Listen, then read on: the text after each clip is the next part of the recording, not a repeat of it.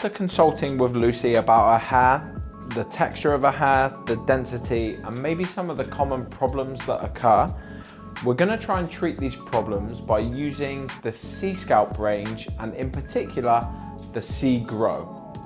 We're going to start by cleansing the hair using the SEAPURE shampoo. Lucy has recently been away on holiday, lots of sun, lots of heat, lots of swimming pool, so therefore some chlorine.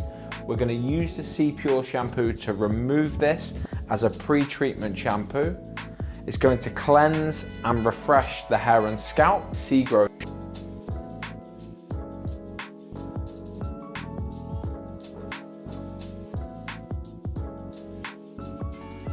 We're going to begin our service by using the SEAPURE Purifying Pre-Treatment Shampoo.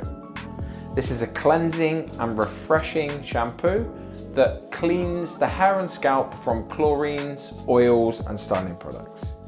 You can see here the nozzle to apply the product directly to the scalp, making sure that we put our focus on cleaning the scalp properly. We are using the nozzle to apply the product directly to the scalp, working from front to back in 4 to 5 sections around the head before massaging into the scalp.